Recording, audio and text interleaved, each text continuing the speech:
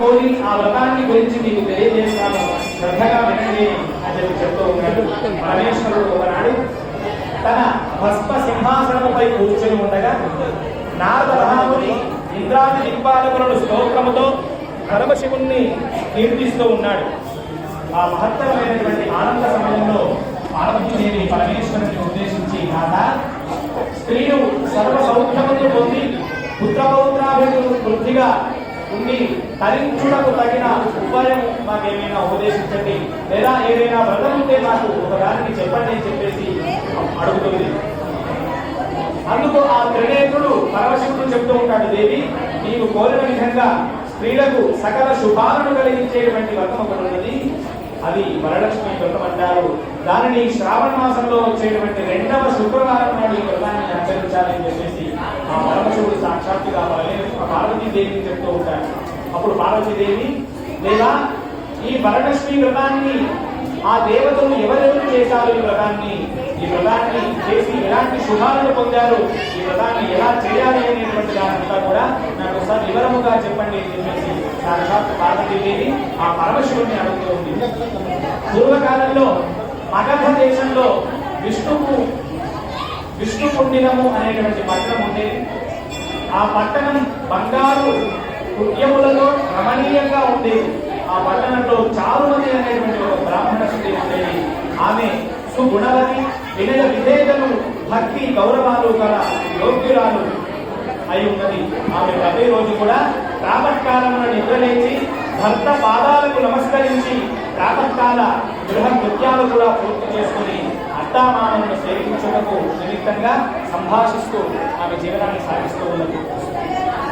ఆ వరలక్ష్మి వ్రతానికి ఆదిదేవత అయినటువంటి వరలక్ష్మీదేవి ఒకనాటి రాత్రి సమయంలో చారుమతికి కలలో సాక్షాత్కరించింది. ఓ చారుమతి, ఈ శ్రావణ పౌర్ణిమ నాటికి ముందు వచ్చేటువంటి శుక్రవారం నాడు నన్ను నీవు పూజించు, నీవు కోరినటువంటి వరాలను అన్నింటినీ కూడా నేను నెరవేరుస్తాను, నీకు కానుకలు ఇస్తానని చెప్పి అమ్మవారు మాయమైపోతుంది. చారుమతి చాలా సంతోషించినది. హే జనని, నీ కృపా కటాక్షములు కలిగిన వారు ధన్యులవుతారు, వారు సంపన్నులుగా విద్వాంసులుగా మన్ననలు పొందుతారు. ఓ పావని, నా పూర్వ జన్మ సుకృతం వల్ల నీ దర్శనం నాకు లభించింది అని చెప్పేసి అని పరిపరి విధాలుగా వరలక్ష్మీదేవిని స్థుతిస్తుంది. అంతలోనే చారుమతి మేల్కొని అదంతా కలగా గుర్తించి తన కళను భర్తకు చెప్పి అత్తమామలకు కూడా కథ వాళ్ళందరూ కూడా చాలా సంతోషించి చారుమతిని వరలక్ష్మి వ్రతం చేసుకోవడానికి చెప్తారు. ఊరిలోని మహిళలందరూ కూడా చారుమతిని కళను గురించి విన్నవారి పౌర్ణిమ నాటికి ముందు వచ్చేటువంటి శ్రావణ శుక్రవారం రోజున పట్టణంలోని స్త్రీలందరూ కూడా ఉదయాన్ని లేచి తరాల స్నానం చేసి పట్టు వస్త్రాలు ధరించి చారుమతి గృహానికి చేరుకున్నారు. చారుమతి తన గృహంలో మండపం ఏర్పరిచి ఆ మండపంపై బియ్యం పోసి పంచపల్లవములతో విశేషమైనటువంటి అలంకరణలతో కలశాన్ని ఏర్పాటు చేసి వరలక్ష్మీదేవిని సంకల్ప విధులతో సర్వమంగళ మాంగళ్యే శివే సర్వార్థ సాధికే శరణ్యే త్రిరంగకే దేవి నారాయణి నమోస్తుతే అంటూ ఆహ్వానించి ప్రతిష్ఠించుకున్నారు. శక్తి కొలిది బంగారం, వెండి, రాగి, మట్టి మూర్తులను ప్రతిష్ఠించడం చేసుకుని అమ్మవారికి షోడశోపచారాలతో పూజించేశారు. ఆ తర్వాత పంచభక్ష్య భోజ్యాలను కూడా అమ్మవారికి నివేదించారు. 9 పోతుల గల తోరణం చేసి చేతిని కట్టుకున్నారు.